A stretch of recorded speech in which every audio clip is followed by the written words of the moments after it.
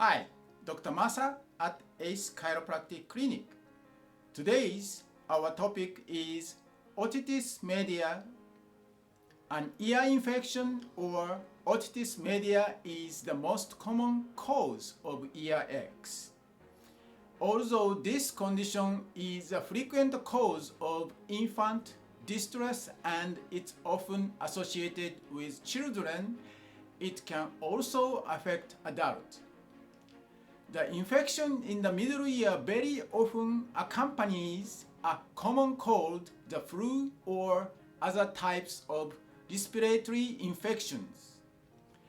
This is because the middle ear is connected to the upper respiratory tract by a tiny channel known as the eustachian tube. Germs that are growing in the nose or sinus cavities can climb up the eustachian tube and enter the middle ear to start growing. Most parents are frustratingly familiar with ear infections. Except for wellness baby visit, ear infections are the most common reason for trips to the pediatrician, accounting for approximately 30 million doctor visits a year in the US.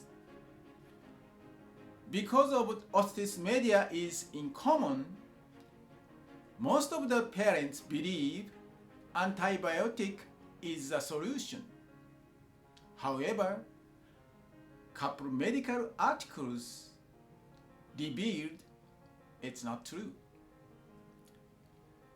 Articles published in Lanset 1981 October 24th stated in a double-blind study 171 children with acute otitis media were treated by 4 different methods.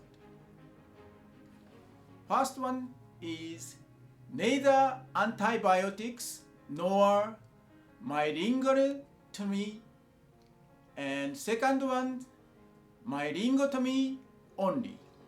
Third one antibiotics only, and fourth group is both antibiotics and myringotomy. All received symptomatic treatment. There were no significant difference in clinical course, such as pain, temperature, duration of discharge, otoscopic appearance, audiography, recurrence rate between the 4 groups. That means medical treatment and do nothing has no difference. Another article published on British Medical Journal 1990 March 3rd. Antibiotic treatment did not improve the rate of recovery of patients. Patients who did not take antibiotic had a higher rate of recovery than those who did. The rate of recovery did not differ between different types of antibiotic. Same kind of article published on British Medical Journal on year 2001 February 10th and year 2002 July 6th also.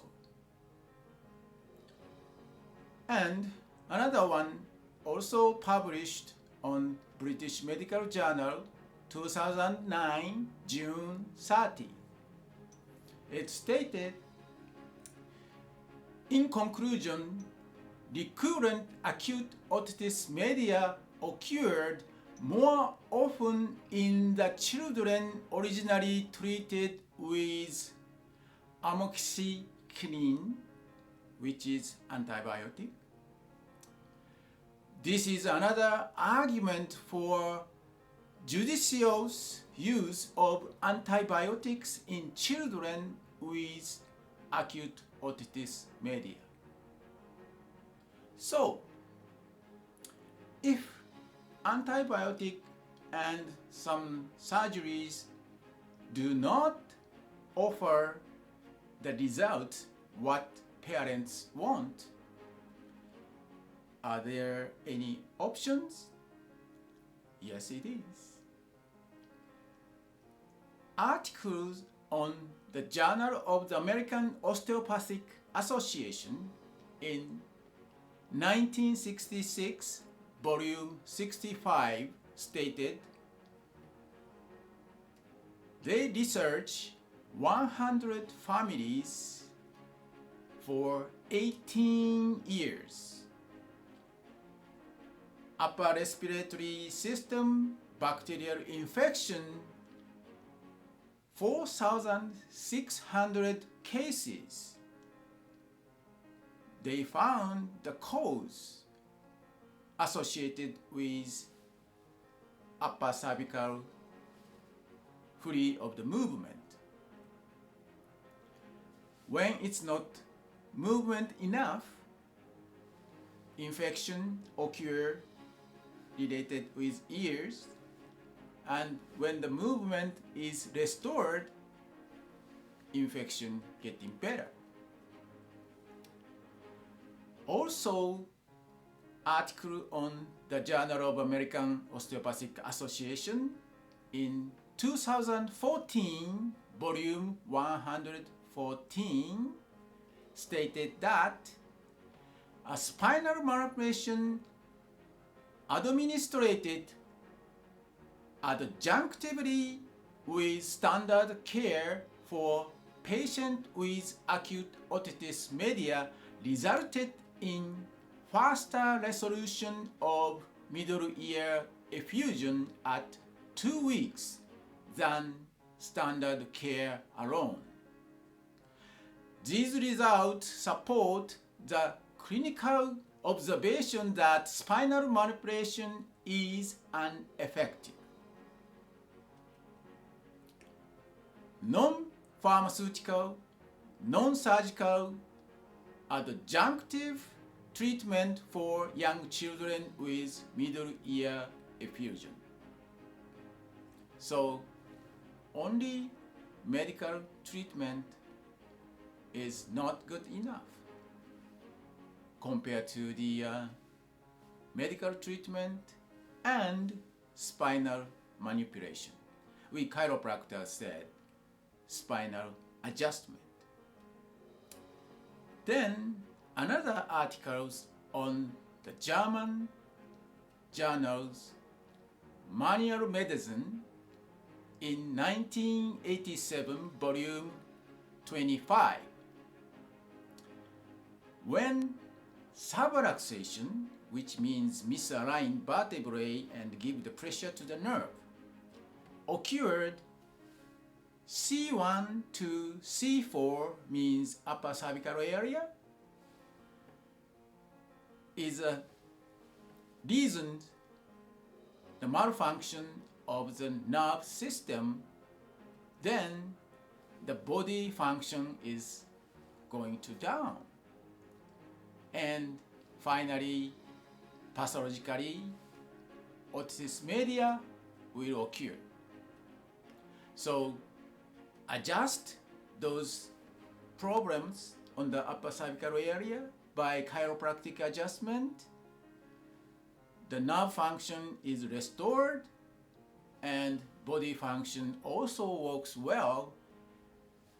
So therefore, chiropractic checkup and chiropractic adjustment may help your child otitis media. We use some medical devices to check the condition of ear.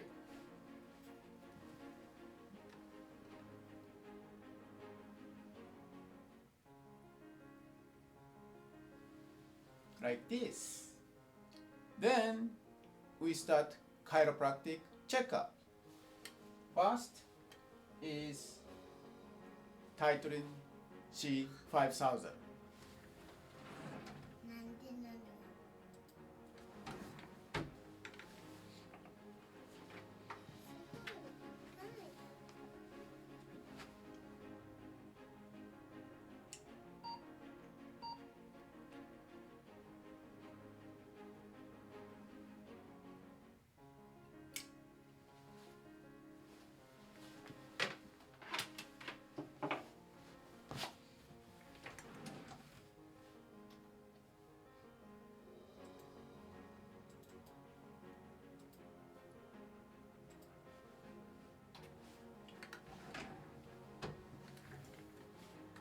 It shows clearly upper cervical areas, lower cervical and upper thoracic, and lumbar and pelvic area has abnormal temperature. I'm going to use nervoscope to find peak breaks, means these red needles are moving one way and back to the quickly.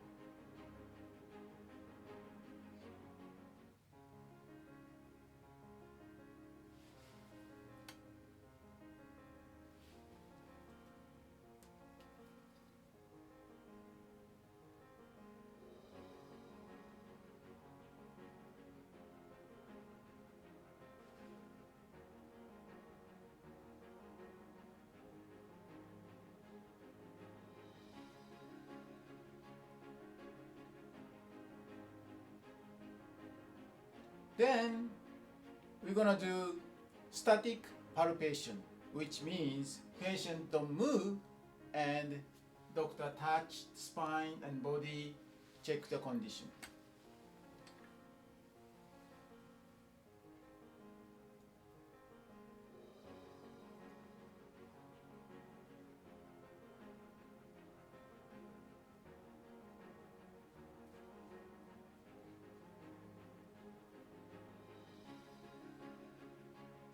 Often we use chiropractic table to perform static palpation.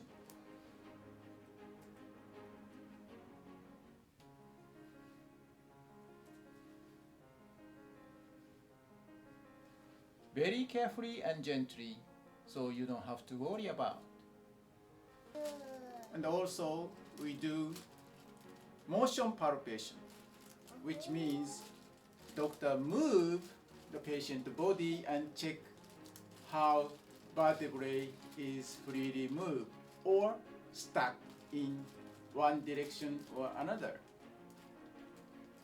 Push a little bit or gently move like this.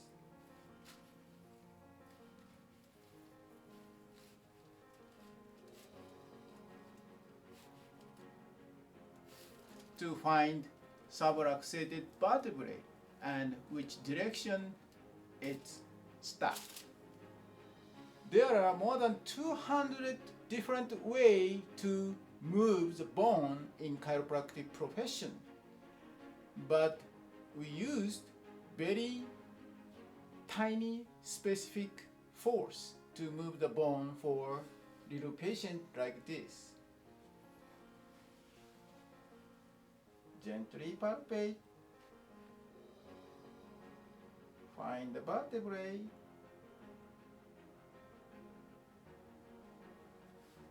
place the fingers and slightly bend like this. We do not yank and twist and make a noise. We try to specifically move one bone. According to the articles, which published in the Journal of Clinical Chiropractic Pediatrics in 1997 October, stated that 332 children with chronic ear infections participated in a study to demonstrate the correlation between chiropractic adjustment and resolution of ear infection. Each child, ranging in age from 23 days to 5 years, was given a series of chiropractic adjustments. The results showed that close to 80% of the children in this study experienced no ear infection within the 6-month period following their initial visit. Chiropractic really works. It's proven. Please try chiropractic first because it's safe, effective, cost-effective for the children's otitis media. Thank you for watching. Bye now. Bye.